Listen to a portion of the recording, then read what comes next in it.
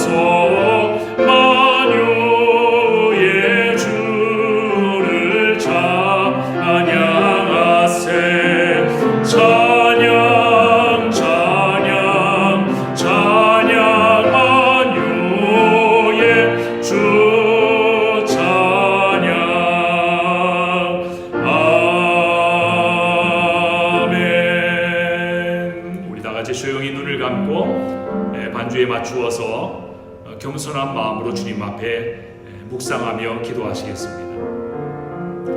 여러분 자신을 살피고 돌아보면서 지난 한 주간 동안 여러분의 행실을 놓고 주님 앞에 회개하며 나아가시기 바랍니다. 혹여나 우리의 입술로 우리의 마음으로 우리의 행실로 주님 앞에 범죄한 일이 생각나거든 하나님 앞에 그 죄를 정직하게 대면하면서 기도하시기 바랍니다. 주님 우리를 용서하여 달라고 오늘도 이 예배를 우리의 있는 모습 그대로 주님 앞에 가지고 나아갑니다. 우리를 긍휼히 여겨주시고 하나님 이 시간 우리를 받아주시고 우리를 깨끗게 하셔서 하나님의 거룩한 자녀로 새로워지는 은혜의 시간이 될 수 있도록 해달라. 예배를 통하여 우리의 영혼을 만져 주시옵소서. 우리 사랑하는 우리의 가정을 만져 주시옵소서. 우리의 이웃들 그들도 만져 주시옵소서. 무엇보다 그들에게는 우리처럼 하나님의 전적인 은혜로 예수 그리스도를 영접할 수 있도록 하나님, 우리가 시간 기도할 때 우리의 믿지 않은 이웃들과 우리의 가족들, 우리의 친족들에게까지 성령으로 찾아가 주셔서 그들로 하여금 믿는 자가 되게 하옵소서. 오늘 예배가 주님 앞에 드리는 예배가 되게 해주십시오. 주님 앞에 겸손히 나아가는, 하나님을 기쁘시게 하는 예배가 될 수 있도록 해달라. 이 시간 주님 앞에 잠시 기도하며 나아가시겠습니다. 기도하겠습니다. 좋으신 아버지 하나님, 주님 우리를 부르시되 자기 없는 저희들을 도와주세요. 하나님을 예배하게 하시고 하나님을 대면하는 귀한 자리에 서게 하시고 감사합니다. 주여, 우리의 사랑으로 신령으로 만져 주옵소서. 주님의 피 묻은 손길 우리의 가정을 만져 주시고 우리의 가족들 한 사람 한 사람을 만져 주시고 우리의 사랑하는 이웃들, 이 코로나19로 인해서 고통받고 있는 그런 사람들, 그의 아픔과 육신을 만져 주셔서 치유해 주시고 회복시켜 주시고, 특별히 믿지 않는 자들 아버지 그들 가운데 성령으로 찾아가 주셔서 그들도 주님의 은혜로 주님이 믿어지는 역사가 일어나게 하시옵소서. 우리가 기도할 때 우리의 기도를 통해서 구원의 역사가 펼쳐질 수 있도록 주님 도와주옵소서. 오늘도 주님 앞에 드리는 예배를 위하여 우리 가족이 신령과 진정으로 예배를 하시옵소서. 주여, 주님께서 우리의 예배를 받고 받아주시옵소서. 주님 우리의 시간 하나님 아버지 감사합니다. 저희가 무슨 자격이 있어서, 저희에게 그 어떤 공로가 있어서 오늘도 주님의 자녀라 우리를 불러주시고 하나님을 예배하고 주님과 교제하는 자리에 저희들 있게 하시나이까. 저희가 무엇이 간데 저희의 가정을 믿음의 가정이라 칭하여 주시고 오늘도 이렇게 가정이 모여 하나님 앞에 예배하며 하나님의 사랑을 얻게 하시나이까. 오늘도 주님의 은혜를 바라보며 그 은혜에 감사하며 하나님의 사랑에 의지하여 주님 앞에 나아가오니 우리의 모든 죄와 허물을 용서하여 주시고 우리를 정결하게 하여 주시고 우리의 있는 모습을 그대로 받아주셔서 하나님 앞에 영광스럽게 올려드리는 그러한 산 제물이 될 수 있도록 인도하여 주시옵소서. 지난날의 모든 죄들을 주님 앞에 고백하며 회개하였습니다. 하나님, 우리의 모든 죄를 깨끗이 씻겨주시고 하나님께서 받으실 만한 그러한 거룩한 주의 자녀들이 다 되게 하여 주시고 또 이 시간 예배를 통하여 하나님 아버지 우리의 가족들의 마음을 한 사람 한 사람 예배하는 모든 예배자들의 마음을 주님께서 어루만져 주셔서 하나님 회복이 일어나게 하여 주옵소서. 말씀을 통하여 예배를 통하여 치유가 일어나게 하여 주시옵소서. 그리하여 주님 앞에 마음껏 나아갈 수 있는 그런 영적인 기쁨을 우리 모두가 회복할 수 있도록 인도하여 주시옵소서. 하나님 아버지여, 장시간 동안 코로나19로 인해서 전 세계가 어려움을 겪고 있습니다.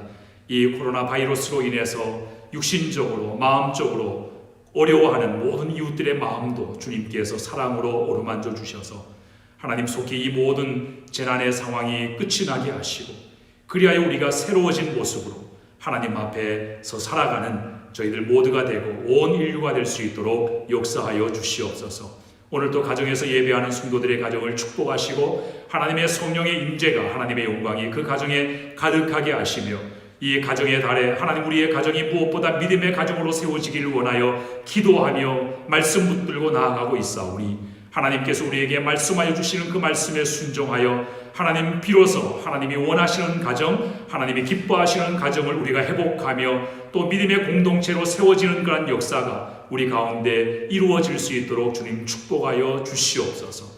오늘 모든 예배를 주님께서 함께 해주실 줄로 믿사옵고 주 예수 그리스도의 이름으로 축복하며 기도하옵나이다. 아멘. 감사합니다. 몇 가지 광고의 말씀드리겠습니다. 나머지 모든 광고는 지난주에 알려드렸던 내용과 동일하고요. 특별히 한 번 더 강조를 드립니다.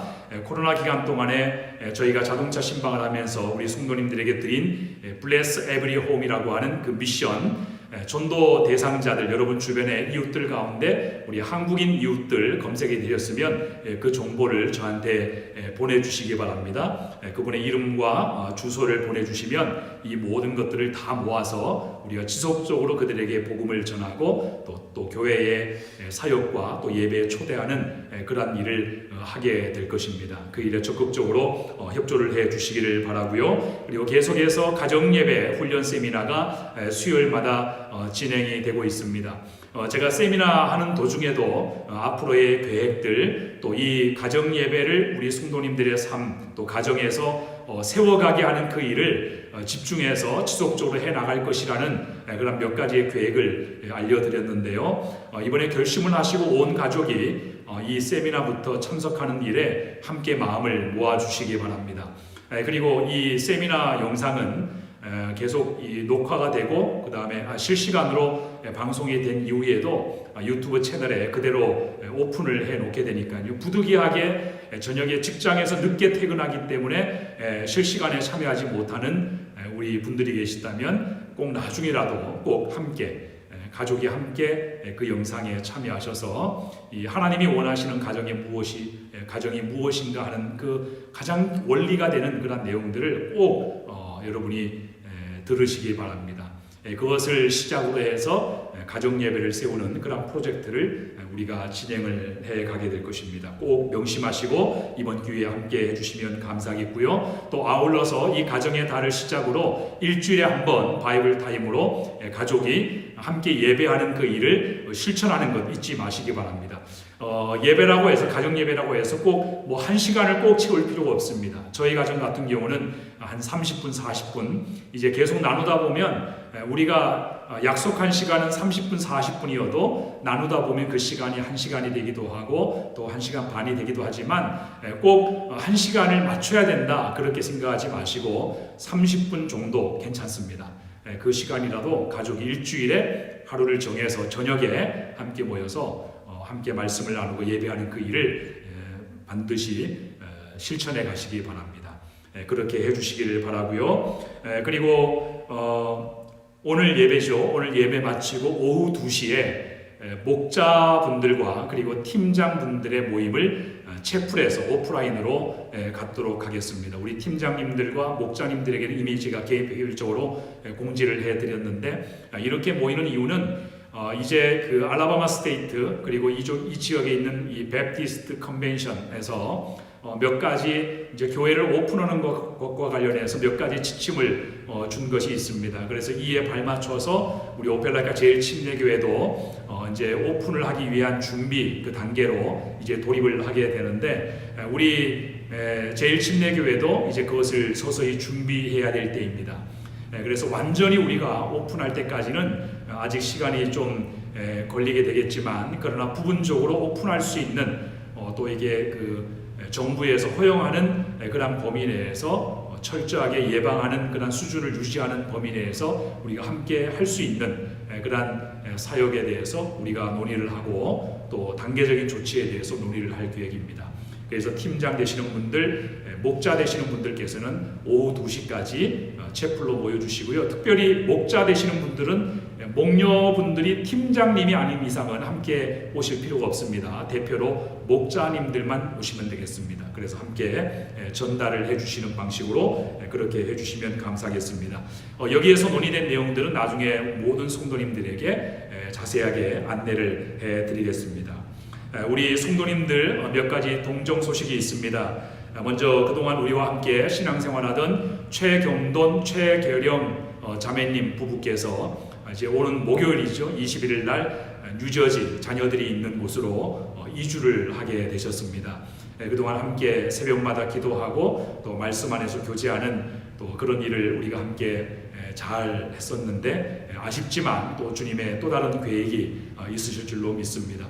이번 주 목요일 날 이사를 하시게 되는데요. 우리가 코로나 때문에 함께 모이지 않지만 그러나 카톡으로 또 전화로 이렇게 서로 격려해 주시고 또 가시는 길 잘 가시도록 그렇게 축복해 주시면 감사하겠습니다.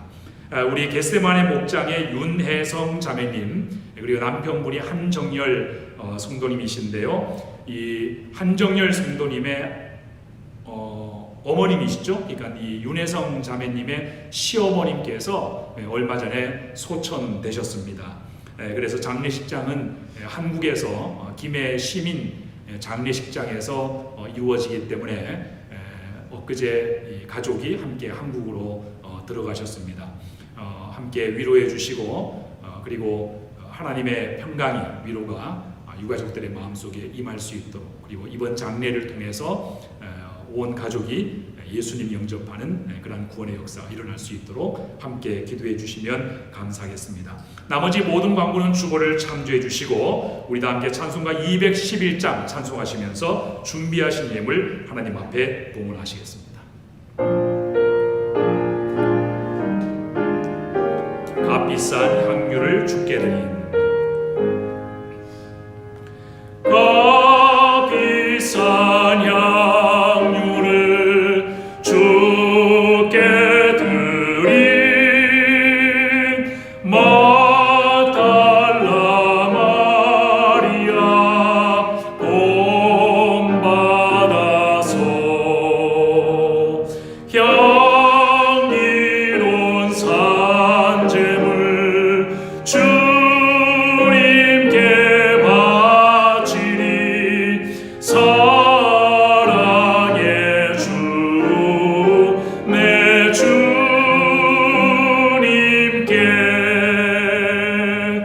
연약한 자에게 힘을 주고 어두운 세상에 빛을 비춰 성실과 인내로 내 영제 이끌리 사랑의 주 내 주님께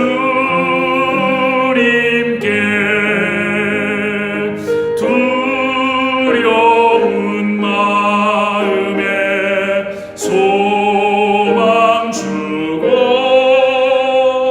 슬픔에 쌓인 자 위로하며 길 잃은 자들을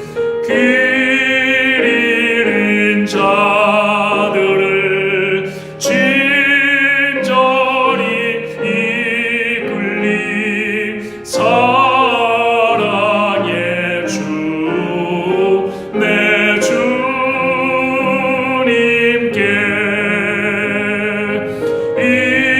인생의 왕혼이 깃들어서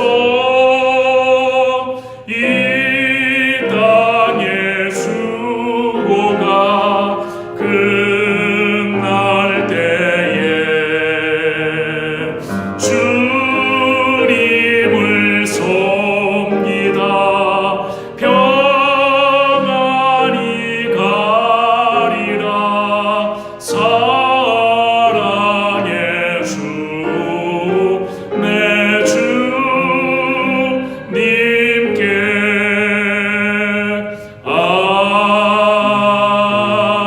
아멘. 함께 기도하겠습니다. 좋으신 아버지 하나님 감사합니다. 오늘도 우리의 몸과 마음을 들여 주님 앞에 예배하게 하시고 또 어려운 가운데에서 주님 앞에 귀한 예물로 하나님 앞에 드릴 수 있게 하시니 감사를 드립니다. 오늘도 우리가 생명이 있어 호흡할 수 있는 것 모두가 다 주님의 은혜입니다. 모두가 다 힘들다 하는 이 시기에도 우리가 먹고 입고 마시는 문제의 어려움을 겪지 않고 오늘도 생명을 보존하며 살 수 있는 것, 이 모든 것이 하나님의 은혜입니다. 모든 것이 하나님의 은혜인 것을 우리가 기억하고 이 시간 주님 앞에 귀한 예물을 드렸사오니 하나님께서 이 예물을 기쁘게 흠양하여 주시고 주님 앞에 예물을 드린 모든 손길들, 하나님 앞에 예배하는 모든 마음들마다 하나님의 풍성한 축복을 허락하여 주시옵소서. 오늘도 우리의 예배 가운데 함께 하시고 또 주시는 말씀 가운데 우리가 우리 자신을 드려 그 말씀에 순종하겠다고 결심하는 마음으로 주의 말씀을 듣게 하시고 그 말씀이 우리의 삶 가운데 큰 능력이 되게 하여 주시옵소서. 주 예수 그리스도의 이름으로 기도하옵나이다. 아멘. 오늘 우리에게 주시는 하나님 말씀 함께 보겠습니다. 에베소서 5장 22절에서 33절까지의 말씀입니다. 신약성경 에베소서 5장 22절부터 33절까지의 말씀을 우리 다 함께 보시겠습니다. 에베소서 5장 22절부터 33절까지 제가 한 절, 여러분이 한 절 함께 교독합니다. 22절부터 제가 먼저 읽습니다. 아내들이여 자기 남편에게 복종하기를 주께 하듯 하라.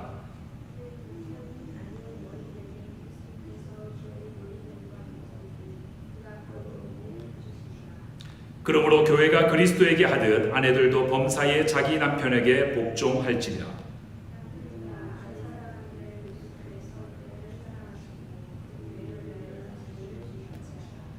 이는 곧 물로 씻어 말씀으로 깨끗하게 하사 거룩하게 하시고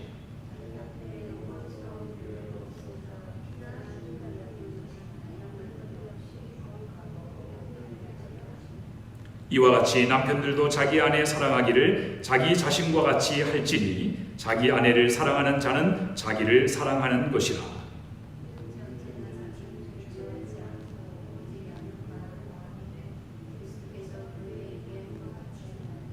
우리는 그 몸의 지체임이라.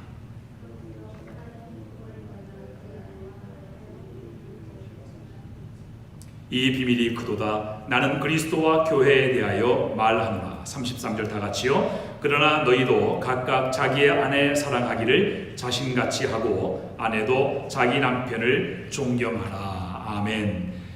우리 함께 옆에 계신 분들 인사 나누시면서 가족들을 오늘은 이렇게 축복했으면 좋겠습니다. 예수님이 우리의 가정의 주인이 되십니다. 네, 예수님이 우리 가정의 주인 되십니다. 한 번 더 할 때 우리 가족 사랑합니다. 네. 가정의 달 세 번째 주일입니다. 특별히 이 가정의 달을 우리가 지나는 동안에 또 이 가정에 대한 하나님의 말씀을 듣는 동안에 가족 사랑의 마음이 우리 모두의 마음속에 더욱더 커지게 되시기를 주님의 이름으로 축원합니다. 최근 한국에서 선풍적인 인기를 끌고 있는 드라마 가운데 부부의 세계라는 드라마가 있습니다. 이 드라마는 본래 영국 BBC 방송국에서 제작한 막장 드라마 닥터 포스터라고 하는 그 작품이 원작인데 한국의 어떤 한 방송사가 이 작품을 리메이크해서 드라마로 내어놓은 것입니다. 드라마의 내용은 지금까지 방영되었던 막장 드라마들과 내용이 별로 별반 다른 것이 없습니다. 다만 이 드라마가 다른 작품들과 차별성을 갖는 것은 사랑과 언약으로 맺어진 이 부부관계가 무너지기 시작했을 때 그 충격의 여파가 어디까지 영향을 미치는지를 굉장히 자극적이고 사실적으로 그려내고 있다는 사실입니다. 영원할 줄로만 알았던 남편과 이 아내의 이 사이에서 일어나는 사랑과 배신 그리고 증오와 복수로 이어지는 그러한 과정을 너무나도 실감나고 생생하게 묘사하고 있어서 이 드라마를 보는 사람들은 강력한 몰입감에 붙들릴 수밖에 없게 된다고 합니다. 저는 이 드라마를 보지 않았고 그리고 앞으로도 이 드라마를 볼 생각이 없지만 제가 이 드라마가 이러한 막장 드라마가 이 드라마를 통해서 사람들에게 호소하고 싶어하는 것이 무엇인가? 이러한 막장 드라마의 제작 의도가 무엇인가 하는 것을 제가 인터넷 사이트에 검색해서 한번 찾아보았습니다. 그랬더니 나무위키라고 하는 그 사이트에서 이 드라마의 기획 의도가 이렇게 실려 있었습니다. 거기에 쓰여진 대로 제가 읽어드리면 이렇습니다. 피 한 방울 섞이지 않은 두 사람이 가족이란 울타리를 만들어 서로의 인생을 썩고 공유하는 그 이름 부부. 이토록 숭고한 인연이 사랑이라는 약한 고리로부터 시작된다는 것, 곱씹을수록 간담이 서늘하다. 사랑은 무한하지도 불변하지도 않기 때문이다.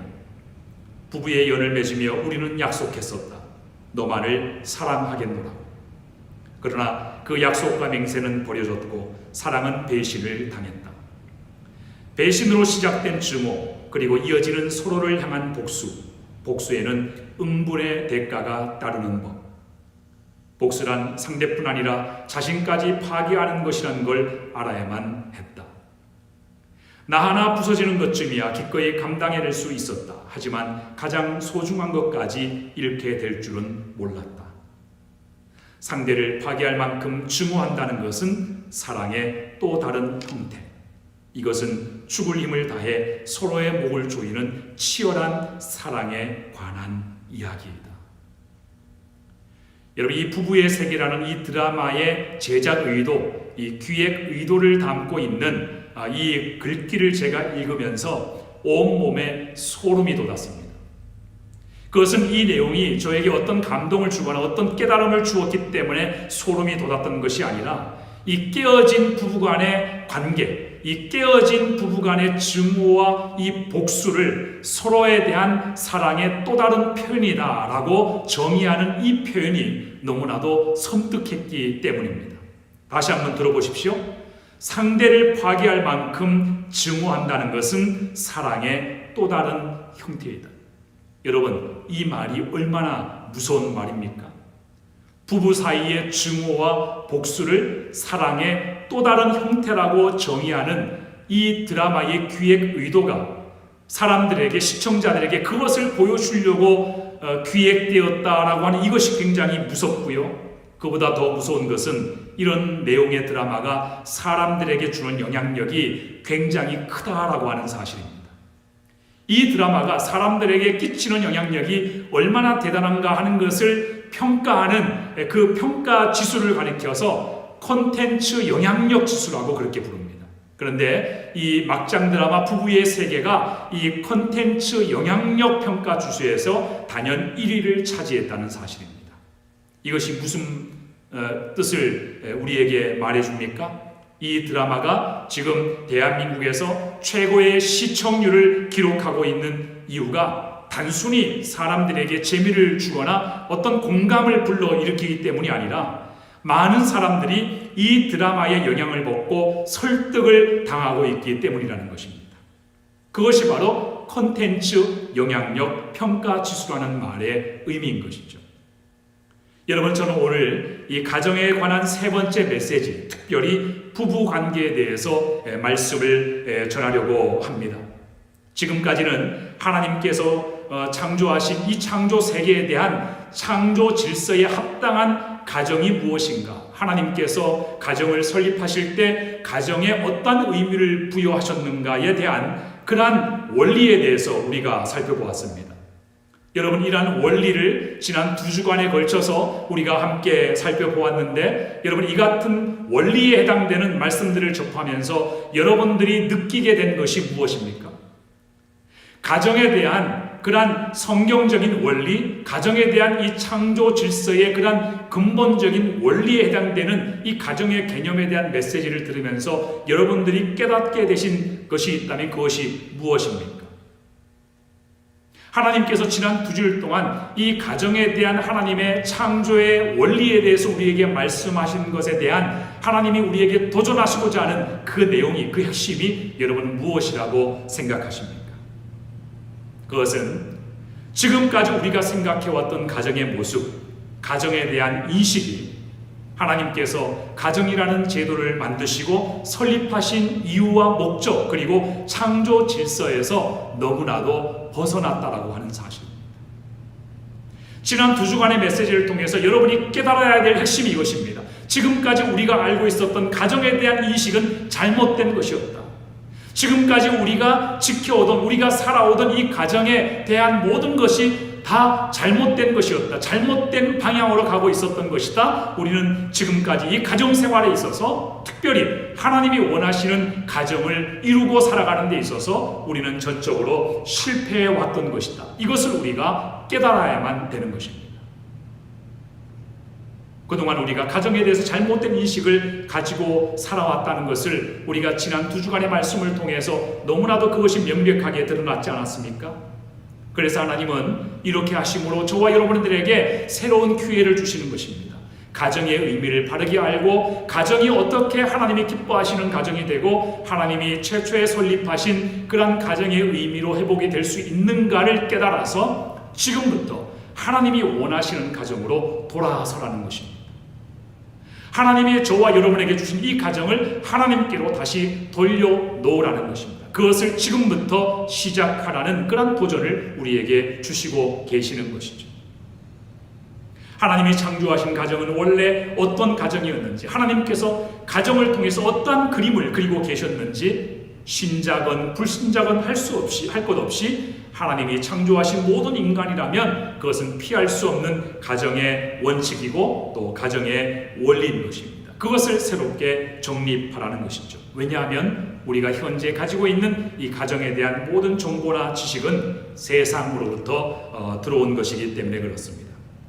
여러분, 가정에 대한 세상의 입장은 어떤 것입니까? 가정에 대한 세상의 입장은 그것은 사람으로부터 시작을 합니다. 결혼이라는 제도를 인간이 발견했다고 말하는 것입니다. 사회 질서를 유지하기 위해서, 또 남녀 간의 그러한 고독의 문제를 해결하기 위해서, 그래서 결혼이 시작이 되고 그래서 가정이 시작되었다고 보는 관점이 세상이 바라보는 결혼에 대한 관점, 그리고 가정에 대한 인식인 것입니다.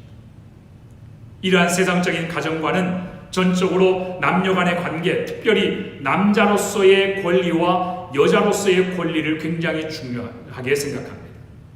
그래서 세상적인 가정관은 이 건강한 가정이란 어떤 가정이냐면 남자와 여자가 동등한 권리를 가지고 함께 조화를 이루면서 살아가는 것, 남편과 아내가 동등한 권리를 행사하면서 함께 합하여 살아가는 그것을 가정생활이라고 규정을 하고 정의를 하고 있는 것이죠. 가정에서 각자의 권리를 어떻게 세워주어야 하는가, 그 차원에서 가정을 정의하는 겁니다. 그렇기 때문에 이 가정을 소재로 하는 세상의 모든 드라마는 막장 드라마가 될 수밖에 없는 것입니다. 남편들은 아내를 지배하려고 하고, 또 아내들은 남편에게 지배를 당하지 않으려고 하고, 또 자녀들도 부모들에게 자기의 권리를 주장하고, 그래서 서로의 권리에 대한 주장이 충돌하면서 가정폭력과 증오와 배신과 또 불륜 같은 그런 현상들이 발생할 수밖에 없는 상황을 보여주는 것이 막장 드라마의 고정 패턴 아니겠습니까? 이러한 세상적인 결혼관이나 가정관을 전제로 해서 드라마가 제작이 되고 있는 것입니다. 그런데 안타까운 사실은요, 세상 사람들은 그렇다 치고 우리 그리스도인들마저도 많은 사람들이 가정에 대해서 세상적인 관점을 따르고 있다는 사실입니다. 그래서 성도들도 가정에 대해서 인간적인 수준으로 바라봅니다. 세상 매체들을 통해서 가정을 배웁니다. 또 이 막장 드라마를 통해서 남편과 여자의 아내의 관계를 배웁니다. 가정에 대한 성경적인 원리, 또 하나님의 원리는 무시하고 행복한 가정을 만들기 위한 스킬을 배우고 세상적인 방법을 배웁니다. 중요한 것은 하나님이 가정을 설립하신 이 하나님의 매뉴얼과 하나님의 지침을 따르는 것인데 그것을 따르지 않고 세상적인 가정관에 물들어 있다는 것이죠. 여러분, 그러므로 우리의 가정이 하나님이 기뻐하시는 가정으로 회복이 될 수 있으려면 가정에 대한 인식을 원점부터 다시 세워가야만 되는 것입니다. 성경으로 돌아가야만 되는 것입니다. 하나님께서 가정에 대해서 가지고 계신 그 입장이 무엇이고 하나님의 생각이 무엇이고 하나님의 설계가 무엇인지로 우리는 돌아가야만 되는 것입니다. 자, 오늘 본문은 가정에서 남편과 아내와의 이 관계에 대해서 말씀해 주고 있습니다. 가정은 남편과 아내 그리고 자녀의 관계로 이루어져 있죠. 그 가운데에서 가정의 건강성을 결정짓는 가장 중요한 관계가 바로 남편과 아내의 관계, 부부의 관계라고 할 수가 있습니다. 그래서 오늘 본문을 보시면 이 남편과 아내의 관계에 대해서 말씀하시는 구절이 무려 12구절이나 됩니다. 여러분, 바로 뒤에 이어지는 이제 우리가 다음 주일에 살펴보게 될 부모와 자녀와의 관계를 다루는 그 구절은 불과 4구절밖에 되지 않습니다. 그런데 부부관계에 대한 말씀이 자녀에 대한 말씀에 무려 3배나 많습니다. 그것은 무엇을 말해줍니까? 가족관계, 특별히 건강한 가정의 관계를 이루는 데 있어서 무엇보다 부부관계의 역할이 매우 중요하다는 것을 보여주고 있는 것입니다. 자, 그렇다면 오늘 말씀은 우리에게 남편과 아내의 관계에 대해서 뭐라고 말씀하고 있을까요? 오늘 본문은 남편과 아내의 관계가 어떠해야만 되고 그것에 대해서 하나님이 정하신 원칙과 그 원리가 무엇이라고 우리에게 말씀해 주고 있습니까? 먼저 오늘 본문의 23절의 내용을 보시면 성경은 먼저 아내들을 향해서 이렇게 말씀하고 있습니다. 자, 이 부분을 우리 여성분들만 다 같이 함께 읽어보시겠습니다. 23절 말씀 우리 큰 소리로 함께 읽습니다. 시작.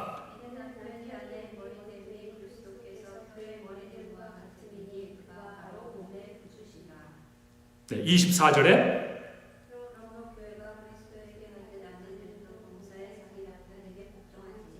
네, 거기 23절, 24절 그 내용을 보시면 핵심이 뭡니까? 핵심되는 내용이 이것입니다. 아내들이여 자기 남편에게 복종하기를 주께 하듯하라. 여러분, 아내들을 향해서 먼저 제시하고 있는 이 말씀에서 중요한 핵심이 뭐냐면 바로 복종의 원리, 복종의 개념이 등장합니다. 오늘 본문의 전체 내용 가운데 이 아내를 향해서 복종하라는 말이 2번 나옵니다. 그런데 이 2번이 다 아내에게 해당되는 말이에요. 그러니까 아내들은 자기 남편에게 복종해야 한다는 것입니다.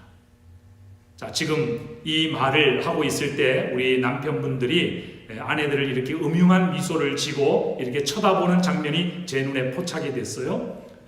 그러면 안 됩니다. 지금 남편들은 지금 이 순간에 기뻐할 것이 아니고 표정 관리를 잘 하셔야만 됩니다. 왜냐하면 아내에 대한 메시지가 끝나면 이제 남편에 대한 말씀이 등장을 하거든요. 그 책임은 더 무겁습니다. 그것을 여러분이 감당할 수 있으려면 표정 관리를 잘 하셔야만 돼요. 아내들이여 자기 남편에게 복종하기를 주께 하듯 하라. 이런 표현은 요즘 여성들에게 이야기하면 당장 비난을 받을 만한 그런 이야기죠. 아내가 남편에게 무조건 복종해야 된다는 것은 그것은 오늘날의 이야기가 아니라 조선시대의 이야기이기 때문에 그래요. 지금은 여성들의 위상이 얼마나 달라졌는데 아직까지 그러한 고리타분 이야기를 하냐고 아마도 공격을 받을 수도 있을 것입니다. 그래서 믿지 않는 여성들이 오늘 본문의 말씀을 읽는다면 일방적으로 복종해야 된다는 그러한 의미로 받아들여서 큰 반발심이 일어날 수밖에 없을 거예요. 그런데 여러분, 우리가 알아야 될 것은요, 여기서 말하는 이 복종이라고 하는 것은 조선시대처럼 아내가 남편에게 일방적으로 복종해야 된다는 그런 의미가 아닙니다.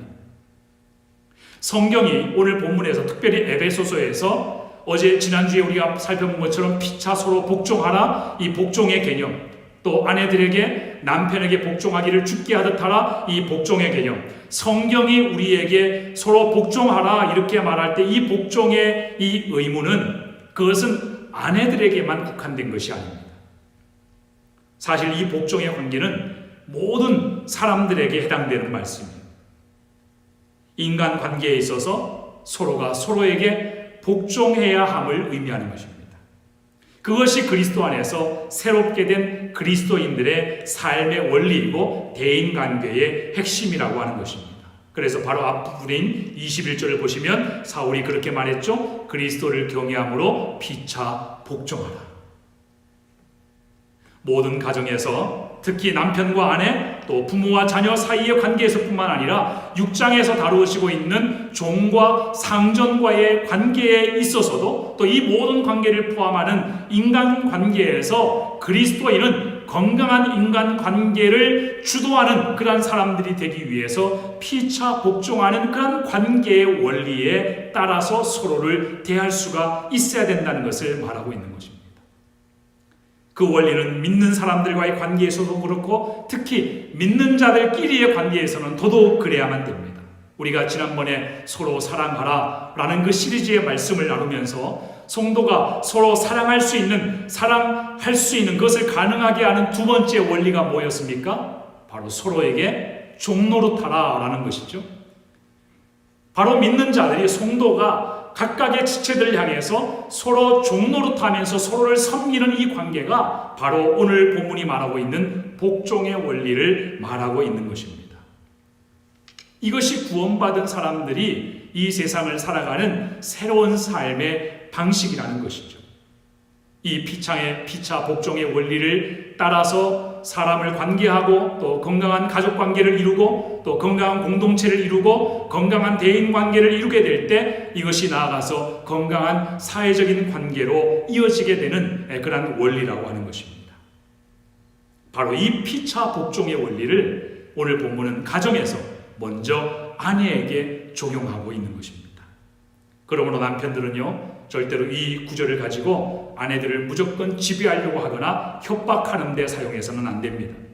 이 구절 가지고 자녀들에게 무조건적인 복종을 강요해서는 안 되는 것입니다. 왜냐하면 이 복종의 원리는 근본적으로 남편에게도 해당이 되는 원리이기 때문에 그렇습니다. 다만 서로에게 복종해야 되는 방식이 다른 것이지 남편이라고 예외라고 생각해서는 안 되는 것이죠. 그렇기 때문에 에베소서 5장과 이 6장의 말씀은 아내가 남편에게 어떻게 해야 되는가, 또 남편이 아내에게 어떻게 해야 되는가의 문제, 그리고 다음 주일에 우리가 다루게 되는 부모가 자녀들을 어떻게 대해야 되고 자녀가 부모를 어떻게 대해야 되는지에 있어서 이 피차 복종의 원리를 어떻게 적용해야만 되는가, 이것에 대한 실제적인 지침을 우리에게 주는 것이라고 이해하시면 되는 것입니다. 그 가운데 성경은 먼저 아내를 향해서 말하고 있는 것입니다. 아내들이여 자기 남편에게 복종하기를 주께 하듯 하십시오. 여러분, 그렇다면 우리가 항상 어떤 것이든 항상 남자가 먼저고 그 다음에 여자가 오는 것이 우리가 보편적으로 인식하는 그런 질서의 개념이었습니다. 그런데 이 복종의 관계에 있어서 왜 오늘 본문은 아내에게 먼저 말하고 있는 것일까요? 우리가 인식하고 있는 남자와 여자, 남자 다음에 여자라고 하는 이런 보편적인 인식에 기초한다면 이 복종에 대한 명령이 남편에게 먼저 가는 것이 그것이 상식일 것입니다. 그런데 오늘 본문은 사도 바울이 아내들에게 먼저 말합니다. 아내들이여 남편에게 복종하십시오. 이 복종의 원리를 왜 아내들에게 먼저 적용하고 있는 것일까요? 왜냐하면 그것이 바로 하나님이 정하신 창조의 질서이기 때문에 그렇습니다. 하나님의 창조의 원리는 우리 가정 전체에 적용되는 것일 뿐만 아니라 그 가정을 구성하고 있는 모든 가족 관계에도 적용되는 그런 원리입니다. 그래서 그것은 남편과 아내의 관계에 있어서도 이 창조의 질서의 원리가 적용이 된다는 것입니다. 하나님께서 태초에 가정을 세우시면서 남편과 아내의 관계를 그렇게 정해 놓으셨다는 것입니다. 그렇기 때문에 남편과 아내의 관계는 그것은 서로의 권리가 동등해야만 된다라고 하는 이런 권리에 관한 문제가 아닙니다. 남편과 아내가 동등한데 왜 아내가 남편에게 먼저 복종해야만 되는가, 이렇게 주장할 것이 아니라는 것입니다. 하나님께서 남편과 아내 각각에게 부여하신 지위와 역할이 있다는 것이죠. 그것을 이해하기 위해서는 우리가 또다시 창세기 2장으로 돌아가야만 됩니다. 자, 인류 최초의 가정에 대해서 말씀해주고 있는 이 창세기 2장의 내용을 보시면 남편과 아내 사이의 질서에 대해서 보여주는 4가지의 근거를 우리가 발견할 수 있습니다. 첫 번째가 무엇이냐면 하나님께서 인간을 창조하실 때 여러분 남자를 먼저 창조하셨습니까? 여자를 먼저 창조하셨습니까? 남자를 먼저 창조하셨죠. 그것이 첫 번째 근거입니다. 하나님께서 여자보다 남자를 먼저 창조하신 거에는 그것은 가정의 질서에 대한, 창조의 질서에 대한 하나님의 원칙을 거기에 씌워 놓으신 것이 된다는 것입니다. 그리고 두 번째 근거는 뭐냐면 남자가 먼저 창조되고 여자가 창조되었는데 여자가 만들어진 그 과정이 어떻습니까? 여자가 어떻게 만들어졌습니까? 그것은 바로 남자의 갈빗대를 취해서 여자를 만들기 전에 만들었다는 것이죠. 그리고 또 한 가지 중요한 것은 여자가 만들어지기 전에 남자에게 주어진 역할이 무엇이었는가 하는 것입니다. 하와가 등장하기도 전에 이미 아담은 하나님께로부터 온 세상을 다스리라는 그런 다스리는 역할이 주어져 있었다는 것이죠. 창세기 2장 19절을 보시면 하와가 등장하기 전에 하나님께서 아담에게 어떠한 역할을 부여하셨는지가 분명히 나타나 있습니다. 거기를 보시면 이렇게 말씀하고 있습니다. 여호와 하나님이 흙으로 각종 들짐승과 공중의 각종 새를 지으시고 아담이 무엇이라고 부르나 보시려고 그것들을 그에게로 이끌어 가시니 아담이 각 생물을 부르는 것이 곧 그 이름이 되었더라. 여러분, 이 말씀을 통해서 우리가 알 수 있는 것은 하나님께서는 아담에게 당신이 만드신 그런 피조물들을 그들의 이름을 붙여주는 그런 결정권을 그에게 주셨다는 것입니다. 그런 다음에 이어지는 20절을 보시면 아담이 동물들의 이름을 지어주는 일을 마쳤을 때 그때에 하나님께서 아담에게 여자를 붙여주실 것을 결정을 하셨는데 하나님이 여자를 남자에게 아담에게 붙여주시면서 그 붙여주신 목적이 무엇인가에 대해서 성경이 이렇게 말합니다. 아담이 모든 가축과 공중의 새와 들의 모든 짐승에게 이름을 주니라. 아담이 돕는 배필이 없으므로. 자, 거기에 하나님께서 아내를 또 남편에게 하와를 아담에게 어떠한 목적으로 붙여주셨다고요? 돕는 배필로서 주셨다는 것입니다. 하나님께서 아담에게 여자가 필요하다는 것을 말씀하신 때가 언제냐면 아담이 하나님이 부여하신 권위를 가지고 동물들의 이름을 지어주는 일을 마쳤을 때입니다. 여러분, 동물들의 이름을 지어준다는 것은 그것은 곧 다스림의 시작입니다. 여러분, 다스리는 일, 무엇인가를 책임지고 경영한다는 것은 그것은 굉장히 힘든 일이 되는 것이죠. 그리고 거기에는 막중한 책임감이 부여됩니다. 그래서 그 창세기 2장에서 보여주고 있는 세 번째 근거는 남편과 아내의 질서를 보여주는 것인데 하나님께서는 아담이 다스리는 일을 잘할 수 있도록 그것을 돕는 배필로서 여자를 붙여주셨다는 사실입니다. 아담을 잠들게 하셔서 그 갈빗대로 여자를 만드셨다는 것이죠. 여러분, 인간을 창조할 때의 그 창조의 기사를 보면 하나님께서는 아담과 모든 동물들을 다 흙으로 만드셨는데 유독 유일하게 이 여자만 아담의 갈빗대를 취해서 만들어 주셨습니다. 그것은 여자가 근본적으로 남자에게 속하였다는 것을 강조하고 있는 것이죠. 그리고 남자와 여자 사이에 하나님이 정해놓으신 그러한 창조의 질서를 보여주는 마지막으로 중요한 것은 바로 이 여자라고 하는 명칭도 바로 아담이 지어준 이름이라는 것입니다. 아까 말씀드렸듯이 이름을 주어지는 일은 그것은 다스림을 의미하는 것입니다. 이름을 준다는 것은 그것은 다스림의 시작을 의미하는 것이죠. 마찬가지로 아담이 여자의 이름을 붙여주었다는 것은 남자가 여자를 다스리는 그런 지위를 하나님께로 부여받았음을 의미하는 것입니다. 아담이 이르되 이는 내 뼈 중에 뼈요 살 중에 살이라 이것을 남자에게서 취하였은즉 여자라 부르리라 하니라. 여자를 만드시고 나서 하나님은 남자에 대한 아내의 역할을 명확하게 정해주셨습니다. 바로 돕는 배필로서 아담에게 붙여주신 것입니다. 이것이 아내들에게 부여된 역할이에요. 이것은 우리가 개조할 수 있거나 우리가 바꿀 수 있는 것이 아니라, 개정할 수 있는 것이 아니라 이것은 하나님께서 정해주신 질서입니다. 이것은 하나님이 부여하신 역할이고 지위인 것입니다. 이것은 우리가 바꿀 수가 없는 그런 명백한 사실인 것이죠. 그리고 하나님께서는 남녀 간에 이러한 질서를 정하시고 나서 비로소 가정을 이루어 주십니다. 그리고 이 가정을 이루신 다음에 그때부터, 가정이 이루어진 다음에 그때부터 남자 곁에 여자가 어떻게 불리워지기 시작하냐면 그때부터 아내라고 불리워지기 시작합니다. 안해가 아니고 아내라고 불리워지기 시작합니다. 요즘의 아내들, 우리 성도님들은 아니고 믿지 않는 아내들은 남편들에게 너무 아내 이런 말을 많이 한다고 해서 이런 우스꽝스러운 그런 이야기가 돌기도 하죠. 안해가 아니고 아내. 여러분, 이것이 바로 하나님이 정하신 남편과 아내의 관계입니다.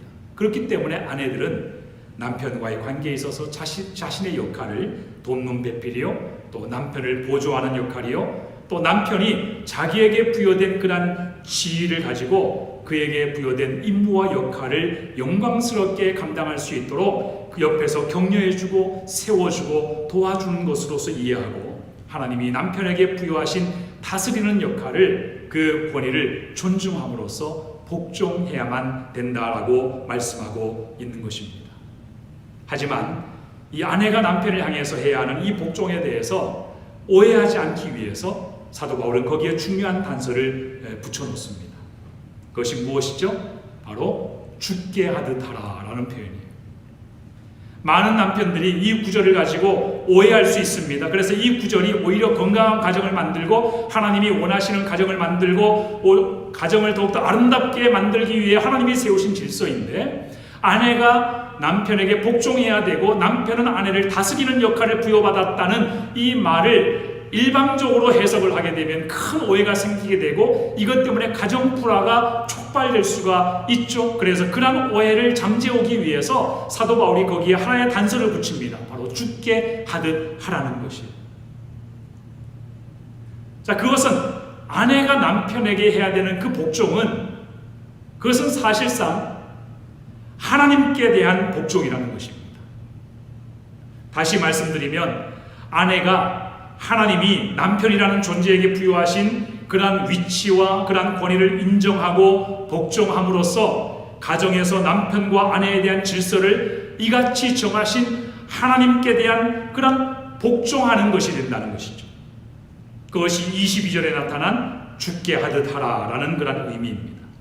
절대로 남편을 주님으로 생각하고 주님께 하듯 절대적으로 복종하라, 맹목적인 복종을 하라, 그런 의미가 아닌 것입니다.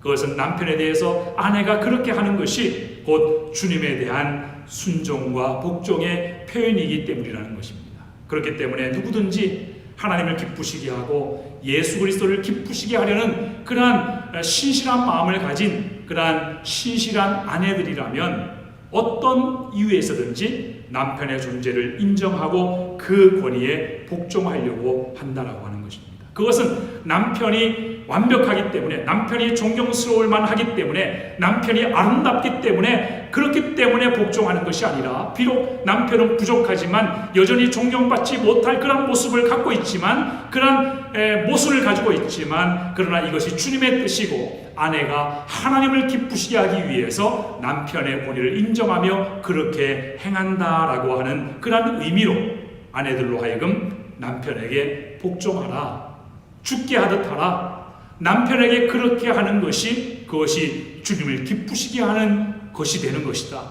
그래서 너의 남편에 대한 그런 복종의 의무의 그런 충실함은, 그것은 다름 아닌 하나님께 대해 복종하는 것이다. 가정의 질서를 이렇게 세워주신 하나님의 뜻에 순종하는 것이 되는 것이다. 그것이 하나님이 원하시고 기뻐하시는 아내의 역할이고 아내의 위치라고 하는 것을 사도 바울이 이야기해 주고 있는 것입니다.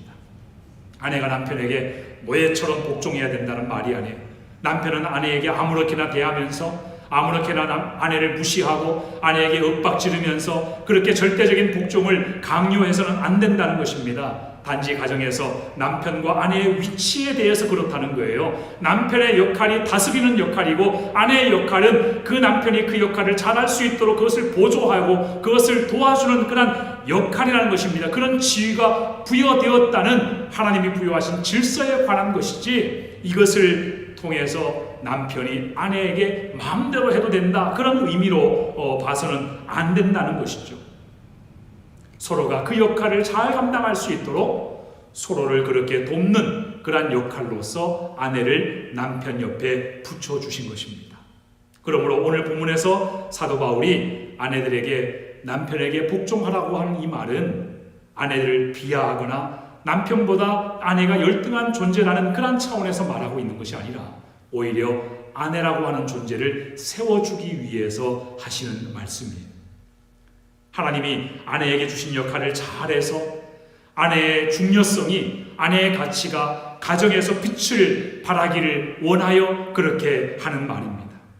왜냐하면 가정에서 아내의 중요성과 그 가치라고 하는 것은 이같이 하나님이 부여하신 그런 가정의 질서 안에서 아내의 역할과 위치를 잘 지킬 때 더욱더 빛나는 것이기 때문에 그렇습니다. 그래서 여러분, 아내는 절대로 하나님이 정해주신 그 위치와 그 역할을 벗어나는 행동을 해서는 안 됩니다. 아내가 남편처럼 행동하려고 해서는 안 된다는 것입니다. 하나님이 남편에게 부여해 주신 그런 위치와 역할을 아내가 그것을 얻으려고, 그것을 쟁취하려고, 가정의 그런 결정권을 남편으로부터 아내가 빼앗으려고 해서는 안 된다는 것입니다. 그러한 것을 암시하는 어떤 행동도 남편과의 관계에서 해서는 안 된다는 것입니다. 남편과 아내 사이의 질서를, 선을 넘어서면 안 된다는 것이죠.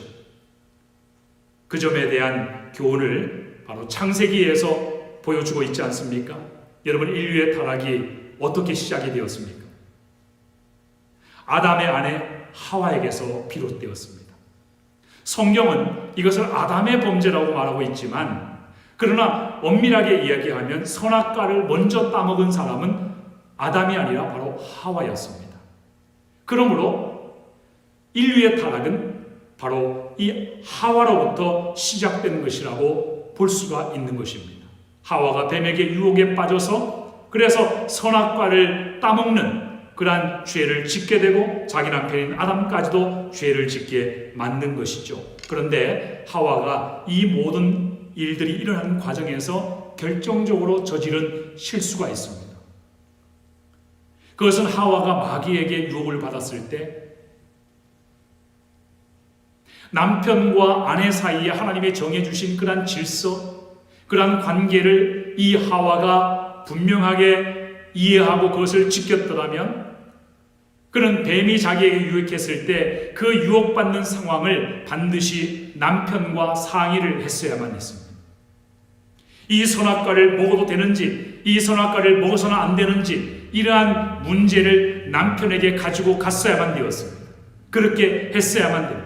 그런데 본문을 보시면 이 하와는 남편에게 그 문제를 가지고 함께 상의하지 않아요. 자기가 스스로 결정권자가 되어서 그 상황을 처리해 버립니다. 바로 그 선악과를 따서 먼저 먹어버리죠. 그리고 자기의 남편인 아담에게도 그 선악과를 줘서 그것을 먹게 만듭니다. 그러니까 이 하와는요, 넘지 말아야 될 선을 2개나 넘어선 거예요. 첫 번째는 하나님과의 주권의 선을 넘어선 것이고, 두 번째는 하나님께서 가정에 남편과 아내 사이에 그어놓으신 그 선을 무시하고 넘어서 버린 것입니다. 이것이 인류 타락의 원인이 되었어요.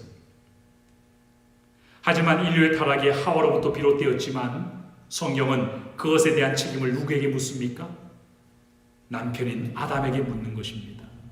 그래서 성경은 하와의 죄 때문에 인류가 타락했다고 말하지 않습니다. 아담의 범죄 때문에 인류가 타락했다고 말하고 있는 것입니다. 그것은 바로 하나님이 남편에게 부여하신 위치와 책임 때문이죠. 그래서 하와로부터 시작된 불행이지만 그것은 아담이 잘못한 것이다, 그렇게 말하고 있는 것입니다. 제가 이런 이야기를 제 아내에게 해주었더니 제 아내가 이런 얘기를 하더라고요. 하와가 설사 그렇게 했다 하더라도 아담이 남편으로서 영적으로 바로 서 있었다면 그런 일이 일어났겠냐 하는 것입니다.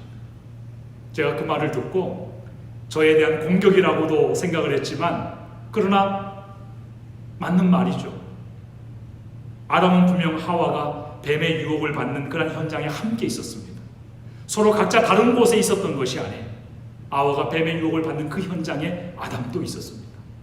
그래서 이 하와가 선악과를 따먹을 때, 따먹고 나서 바로 곁에 있던 아담에게도 주었던 거예요.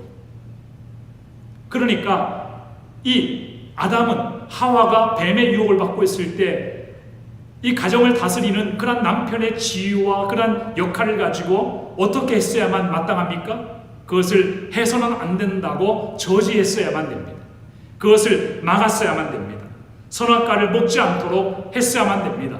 이것은 하나님과 인간 사이에 하나님이 정하신 그런 질서이고 하나님의 주권이라는 것을 아내에게 말해주고 그 죄를 막았어야만 됩니다. 분명 인류의 타락은 아담의 범죄 때문에 이루어진 것이 많습니다.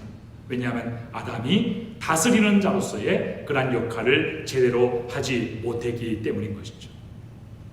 그러므로 두 사람 모두에게 잘못이 있는 것입니다. 아담은 남편의 역할을 다하지 못한 책임이 있는 것이고, 하와 역시 남편의 질서를 무시하고 남편이 해야 할 결정을 자신이 해버린 데에서 책임이 있는 것이죠. 이렇게 하나님께서는 남편과 아내의 관계에 대해서 이러한 창조 질서의 원리를 가지고 분명하게 설명을 해 주십니다. 그런가 하면 오늘 사도 바울은 남편과 아내의 관계를 예수 그리스도와 교회의 관계를 나타내는 몸의 비유를 통해서도 설명하고 있습니다. 자, 오늘 본문의 23절을 보시면 거기에 뭐라고 말씀합니까? 이는 남편이 아내의 머리됨이 그리스도께서 교회의 머리됨과 같음이니 그가 바로 몸의 구주시니라. 자, 그리스도께서 교회의 머리가 되시는 것처럼 남편은 아내의 머리와 같다는 것입니다. 남편이 아내의 머리게 된다. 이 말이 궁극적으로 이야기하는 것은 결국 두 사람은 한 몸이라는 것이죠. 한 몸입니다. 같은 지체입니다. 단지 그 지체로 부르심은 같지만 그러나 그 지위와 역할이 다를 뿐이라는 것이죠. 그러니까 남편과 아내의 관계를 이 한 몸이라는 원리에서 설명을 하고 있는 것입니다. 이것은 바울의 생각이 아니라 아담의 범죄로 말미암아 타락하고 변질된 이 가정의 질서가 예수 그리스도의 구속 사역을 통해서 다시 새로워졌다는 것을 나타내고 있는 것이죠. 저와 여러분은 한때 죄로 말미암아 영원히 하나님께로 분리되었던 그러한 사람들이었습니다. 여러분, 하나님께로부터 지음받은 인간이 하나님께로부터 분리되어서 살아간다는 것은 그것 자체가 심판이고 죽음을 의미하는 것입니다. 그런 우리들이 예수 그리스도에게 접붙임을 당함으로써 우리도 예수님처럼 하나님의 아들들이 된 것입니다. 믿음으로 예수님과 한 몸을 이루게 된 것이죠. 그것이 바로 교회의 의미입니다. 예수님께서 머리가 되시고 우리 구원받은 성도들은 그 몸의 지체가 되어서 그리스도의 몸으로서 이 땅에 존재하는 것이죠. 그러므로 우리 그리스도로 말미암아 우리 한 사람 한 사람이 새로워졌기 때문에 당연히 성도의 가정도 역시 새로워진 것이라는 것입니다. 아담의 범죄로 말미암아 붕괴된 가정의 질서, 이 타락한 가정의 질서가 예수 그리스도 안에서 새롭게 세워졌다는 것입니다. 그래서 사도 바울은 크리스찬 가정에서 남편과 아내의 관계를 그리스도와 교회의 관계를 나타내는 한 몸의 원리를 가지고 설명을 하고 있는 것입니다. 여러분, 그렇기 때문에 결혼이라고 하는 것은 굉장히 신비로운 사건이에요. 우리가 서로 남남이었다가 이렇게 가정이라고 하는 이름으로 우리가 서로 함께 연합이 되고 한 몸을 이루었다는 것은 그것은 굉장히 신비로운 사건입니다. 그것은 우리 믿는 자들이 그리스도와 함께 연합한 것 같은 그러한 신비로운 연합을 의미하는 것입니다. 그런 의미에서 남편과 아내의 연합은 예수 그리스도와 교회의 연합을 상징하는 것이 되는 것이죠. 그러므로 우리 크리스천 부부의 관계는 세상 사람들에게 복음을 전하는 매우 중요한 기회가 될 수가 있는 것입니다. 우리 그리스도인 가정의 부부가 서로 이러한 한몸 의식을 가지고 서로 친밀하게 연합하고 건강한 부관계를 가지고 살아갈 때 가정을 통해서 우리는 세상에 복음을 설명할 수 있고 복음을 나타낼 수가 있는 것입니다. 예수 그리스도께서 교회의 머리 되심과 같이 가정에서 남편은 아내의 이와 같은 원리에 의해서 머리 같은 존재라는 것이죠. 그러므로 24절을 보시면 거기에 이렇게 말씀합니다. 그러므로 교회가 그리스도에게 하듯 아내들도 범사에 자기 남편에게 복종할지니라. 교회가 예수 그리스도에게 하는 복종은 그것은 절대적인 복종이죠. 그것은 조건이 없는 복종입니다.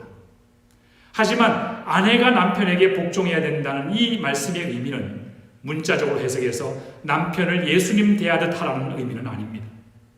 그런 무조건적인 충성을 하라는 의미는 아닙니다. 그것은 불가능한 일이고 설사 그렇게 하는 것은 굉장히 위험한 일이 되는 것이죠. 남편을 우상화하는 일이 되는 것입니다. 그런 의미의 복종이 아니죠. 그것은 예수 그리스도께서 새롭게 부여하신 가정에서의 남편의 지위와 권위에 대한 질서에 아내가 순종함으로써 그것이 주님께 복종하는 것이 된다는 것입니다. 주님을 기쁘시게 하기 위해서 남편에게 복종하라는 것이죠. 왜냐하면 그것이 주님의 뜻이고 주님이 제정하신 가정의 질서이기 때문입니다. 그러므로 아내 여러분, 남편을 주님께 복종하는 마음으로, 하나님의 뜻에 순종하는 마음으로, 또 하나님을 기쁘시게 하는 그런 이유와 목적을 가지고 하나님께서 이 그리스도와 교회의 관계를 통해서 또 창조의 질서 속에서 하나님이 정하여 놓으신 남편과 아내의 그 질서를 여러분이 받아들이고 남편을 돕는 자로, 남편의 가치가 가정에서뿐만 아니라 사회에서도 더 빛을 발할 수 있도록 돕는 배필로서의 역할을 충성되게 감당하시는 여러분 모두가 되시기를 바랍니다. 남편으로서의 권위를 세워주시기 바랍니다. 가정에서 남편이 그 권위를 인정받으면 세상에서 강력한 힘을 드러내게 돼요. 직장 생활에서도 자신감을 가지고 마치 세상을 다 얻은 것 같은 그런 용기를 가지고 직장 생활을 하게 되는 것입니다. 그러나 남편이 근본적으로 이와 같은 그런 권위를 부여받은 존재이기 때문에 하나님이 창조하신 이 가정에서 아내로부터 또 자녀로부터 남편이 그러한 권위를 인정받지 못하고 존중받지 못한다면 세상 속에서도 남편은 힘을 잃어버리게 되는 것입니다. 그래서 이 말씀을 가슴속에 붙들고 저도 잘 알아요. 저도 제 모습을 잘 알기 때문에 남편이 얼마나 부족하다는 것을 잘 압니다. 남편이 얼마나 존경받지 못할 그런 연약한 모습을 가지고 있는지를 잘 압니다. 남자들은 여자들보다 세밀하지 못해요. 신중하지 못합니다. 너무나도 잘 알죠. 그리고 남편들이 아내들의 속을 얼마나 많이 썩이는지 그것도 너무나도 잘 압니다. 그러나 그럼에도 불구하고 이 복종의 개념이라는 것은 그것은 남편의 어떠한 덕망이라든지 그 사람의 인격이라든지 남편이 남편의 역할을 잘하느냐 못하느냐 이런 것과 관련 없이 하나님이 남편에게 그러한 권위를 주셨고 그러한 역할을 주셨기 때문에 하나님께 복종하는 마음으로 그 남편의 권위를 인정하고 돕는 배필로서의 그러한 아내의 역할을 충성되게 감당함으로써 남편에게 복종하라는 그런 의미로 주시는 것입니다. 그래서 오늘부터 우리 오펠라이카 제일 침례교회 성도들 가정에서 우리 아내 되시는 분들은 무조건 남편들을 칭찬해주고 그 권위를 인정해주고 세워주고 그리고 남편들이 잘못된 길로 가지 않도록 지혜롭고 겸손하게 그 선을 넘어서지 않는 범위 내에서 남편을 보조해주고 바로잡아주고 남편이 세상에서도 그 빛을, 그 영향력을 발할 수 있도록 격려해주고 도전해주고 비록 세상에서 무시를 당하더라도 가정에서는 왕처럼 그렇게 높여주는 그런 분위기를 우리의 아내분들이 주도해 주시기를 주님의 이름으로 축원합니다. 건강한 가정은 바로 그런 질서를 지키는 데서 시작이 되는 거예요. 그러나 이 몸의 원리에 있어서 더 중요한 것은 아내에 대한 남편의 역할입니다. 그래서 오늘 본문을 보시면 아내를 향한 내용보다 남편에 대한 내용이 더 많습니다. 그것은 가정에서 남편된 자들에게 부여하신 지위만큼이나 책임이 무겁기 때문입니다. 그래서 오늘 본문의 25절을 보시면 이번에는 남자들만 다 같이 읽어보시겠습니다. 25절 말씀 남자들만, 자, 여기에 남자가 한 분 계신데 자, 집사님과 제가 함께 큰 소리로 함께 읽겠습니다. 시작. 남편들아 아내 사랑하기를 그리스도께서 교회를 사랑하시고 그 교회를 위하여 자신을 주심과 같이 하라. 여러분 어떻습니까? 남편에 대한 아내의 그런 복종의 개념보다 남편이 아내에 대해서 해주어야 될 그 의무가 더 무겁게 나타나고 있지 않습니까? 여러분 가정에서 남편의 위치는 예수 그리스도께서 교회의 머리가 되시는 것처럼 아내의 머리에 해당이 됩니다. 가정의 머리에 해당이 되는 거예요.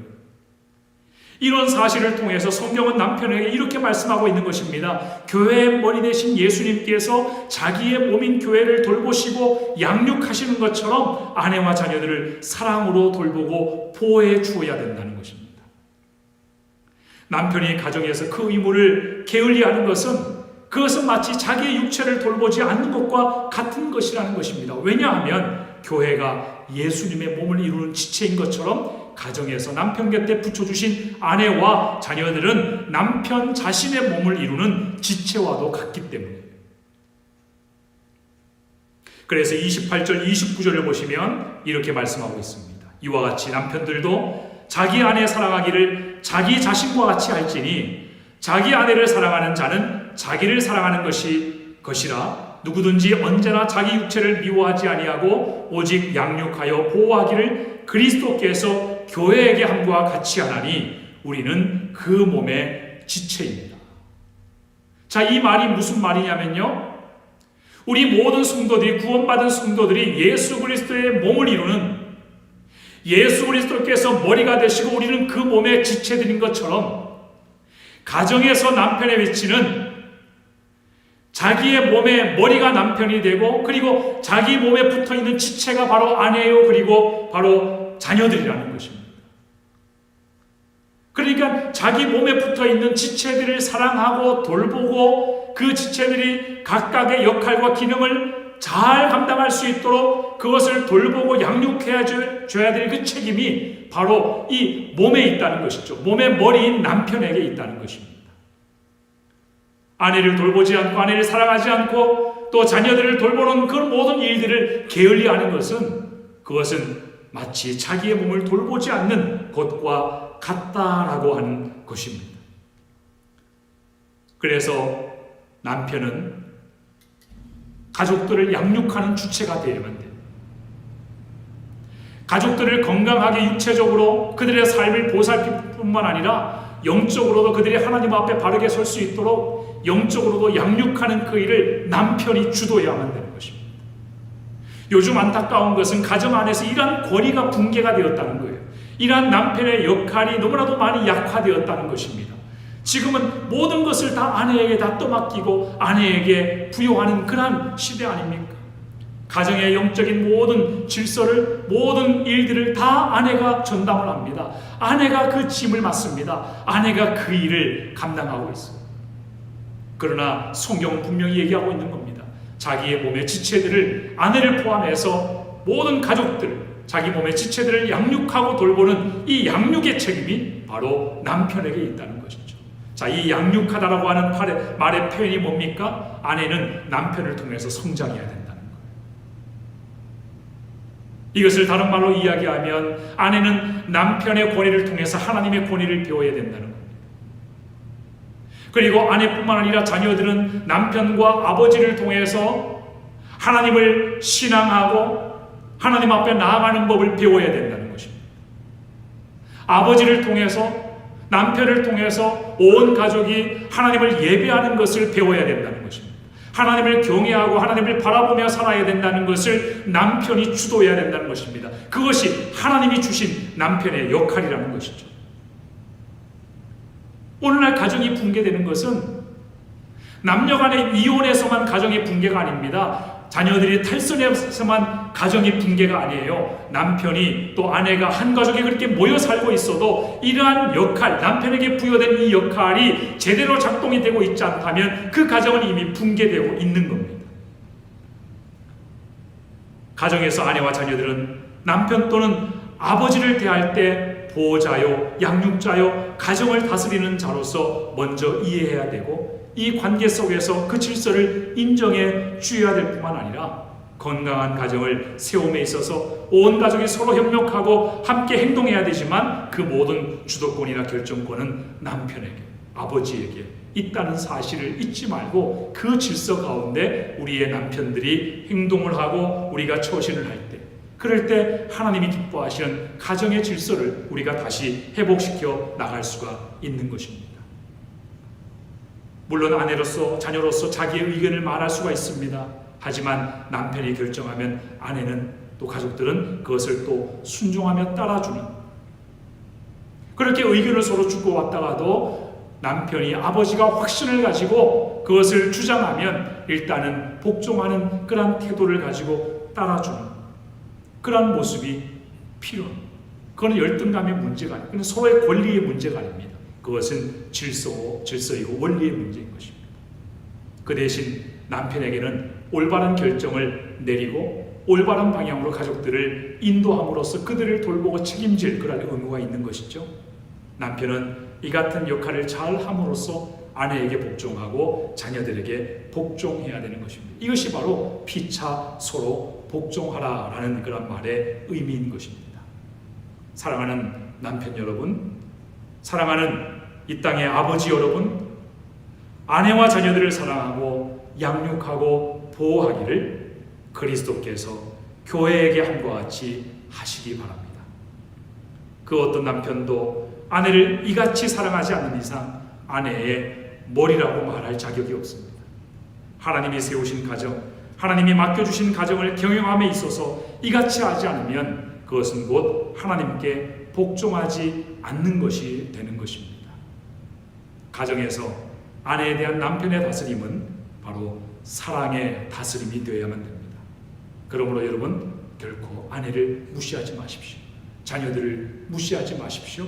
가정에서 독재자가 되어서는 안 됩니다. 남편은 아내에게 그리스도를 보여주는 존재가 되어야만 됩니다. 예수님께서 우리에게 어떻게 하셨는지를 여러분 한번 생각해 보시기 바랍니다. 예수님은 자기의 몸을 십자가에 내어주시기까지 우리를 사랑하셨습니다. 그리고 우리를 구원하셨습니다. 그리고 우리를 구원하셨을 뿐만 아니라 우리를 끝까지 돌보시고 지금도 양육하고 계십니다. 자기의 몸을 돌보듯이 교회를 돌보시고 계시는 것입니다. 주님이 우리를 사랑하신 것은, 주님이 이렇게까지 우리를 사랑하시고 섬기시는 것은 우리가 결코 사랑할 만해서 사랑하신 것이 아닙니다. 우리가 부족하지만, 우리는 여전히 영광스럽지 못하지만, 우리는 위대하지 못하지만 우리를 아름답고 영광스럽게 만드시기 위해서 우리를 사랑하신 것입니다. 예수님께서는 우리가 아직도 죄인 되었을 때에 우리를 위해서 자기를 내어주심으로써 우리를 사랑해 주셨다는 것을 잊지 마시기 바랍니다. 그래서 오늘 본문 26절, 27절을 보시면 남편들이 아내를 어떻게 사랑해야 되는지 그 구체적인 본보기를 예수님을 통해서 이렇게 말해줍니다. 이는 곧 물로 씻어 말씀으로 깨끗하게 하사 거룩하게 하시고 자기 앞에 영광스러운 교회로 세우사 티나 주름 잡힌 것이나 이런 것들이 없이 거룩하고 흠이 없게 하려 하심이라. 남편 여러분, 아내를 또 우리의 사랑하는 자녀들을 더욱더 아름답고 영광스럽게 만드는 것은, 그것은 바로 남편의 책임임을 기억하시기 바랍니다. 아내는, 우리의 자녀들은 남편이 가꾸고 돌보아야 될 대상이지 결코 정복해야 될 대상이 아닌 것이에요. 그러므로 가정은 우리가 함께 모여 산다고 해서 가정이 되는 것이 아닙니다. 그것은 세상 사람들의 가정관이에요. 그것은 하나님의 제정하신 가정과는 거리가 먼 것입니다. 그리스도인의 가정은 그런 것이 아니에요. 거기에는 예수 그리스도와 교회와의 관계, 서로 한 몸으로 연합된 신비가 담겨져 있는 것입니다. 그렇기 때문에 그리스도인 가정이 이 같은 영적인 원리를 무시하고 세상 사람들처럼 남편과 아내의 관계를 서로의 권리를 주장하는 관계로 정하는 것은, 그것은 창조 질서의 위반인 것입니다. 그리고 결과적으로 그것은 복음을 부정하는 것이 되는 것입니다. 그래서 남녀 사이에 갈등이 생겨나게 되고 다툼과 배신과 증오가 나타나는 것입니다. 그리고 그것은 다음 주에 살펴보게 될 자녀들을 노엽게 하는 결과에까지 이어지게 되는 거예요. 여러분, 가정에서요, 아내가 남편의 권위에 도전을 하고 남편에게 대들고 또 남편이 아내를 폭행하거나 아내를 무시하거나 구박하는 그러한 분위기에서 자란 아이들은, 그러한 자녀들은 아버지나 어머니나 할 것 없이 다른 누구에 대해서도 존경심을 가지지 않게 됩니다. 그래서 그것이 자녀들에게 분노를 쌓는 그러한 일이 되고, 그것이 나중에는 결국 사회 문제로까지 이어지게 되는 것이죠.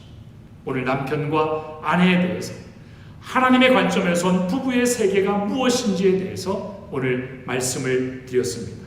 우리 오펠라가 제일 침례교회 성도 여러분들, 오늘 주신 말씀을 또 오늘부터 우리 부부의 관계에 먼저 잘 적용하시기 바랍니다. 그래서 여러분의 가정이 하나님이 기뻐하시는 가정, 믿음의 가족으로 그 질서를 회복하는 역사가 일어나서 하나님을 영화롭게 하고 또 세상을 아름답게 하는 그런 축복의 가정으로 거듭나시기를 주님의 이름으로 축원합니다. 함께 기도하겠습니다. 전능하신 아버지 하나님, 오늘도 우리가 가정의 날을 맞이해서 특별히 가정의 질서 가운데 가장 으뜸이라고 할 수 있는 남편과 아내의 관계에 대한 하나님의 말씀을 우리가 함께 나누었습니다. 이 말씀이 우리에게 지금부터 가정을 바라보는 인식이 되고 또 가정을 생각하는 그런 원칙이 되고 원리가 되어서 하나님이 기뻐하시는 가정, 세워나가고 회복시키는 그러한 일에 우리의 삶 속에 온전히 적용될 수 있도록 하나님 역사하여 주시옵소서. 그동안 우리가 세상에서 배운 가정에 대한 모든 지식과 정보를 다 벗어버리고 하나님이 말씀하신 대로의 가정을 원점에서부터 다시 생각하고 다시 세워나가는 그러한 일들을 잘 감당할 수 있도록 인도해 주셔서 우리의 가정이 세상에 하나님의 축복을 흘려보내는 그러한 축복의 통로가 될 수 있도록 주님 역사하여 주시옵소서. 주 예수 그리스도의 이름으로 기도하옵나이다. 아멘. 오늘 주신 말씀 생각하면서 우리 함께 자리에서 일어나셔서 찬송가 204장 함께 찬송하시고 축도하심으로써 예배를 마치겠습니다. 주의 말씀 듣고서 준행하는 자는, 하나님이 이 말씀을 우리의 가정에 적용하기를 원합니다. 그런 결단하는 마음으로 찬송합니다. 의 말씀 듣고서 준행하는 자는 반석 위에 떠다고 집을 지은 같아. 비가 오고 물 나며 바람 부딪혀도 반석 위에 세운 집 무너지지 않네. 잘 짓고 잘 지세 우리 집 잘 지세. 만세 반석 위에다 우리 집 잘 지세. 주의 말씀 듣고도 행치 않는 자는 모래 위에 떠다고 집을 지은 같아. 비가 오고 물 나며 바람 부딪힐 때 모래 위에 세운 집 크게 무너지네. 아멘. 잘 짓고 잘 지세 우리 집 잘 지세. 만세 반석 위에다 우리 집. 세상 모든 사람들, 세상 모든 사람들 집을 짓는 자리 반석 위가 아니면 모래 위에 짓네. 우리 구주 오셔서 지은 상을 줄 때 세운 공로 따라서 영영 상을 주리. 잘 짓고 잘 지세 우리 집 잘 지세. 만세 반석 위에다 우리 집 잘 지세. 아멘. 기도하겠습니다. 이제는 우리 주 예수 그리스도의 은혜와 하나님 아버지의 무한하신 사랑하심과 성령님의 감화감동, 내주하시고 교통하심의 은혜가 오늘 가정의 달 세 번째 주일 남편과 아내에게 주신 이 하나님의 엄중한 말씀을 듣고 아내는 남편에게 복종하기를 죽게 하듯 하고, 그리고 남편은 그리스도께서 교회를 자기 몸과 같이 사랑하신 것처럼 아내를 사랑하기로 그렇게 결심하여 건강한 가정 세우기를 다짐하고 결단하는 우리 모든 성도들의 머리 위에, 그들의 가정과 자녀와 생업 위에 이제로부터 영원토록 함께 하시기를 간절히 축원하옵나이다.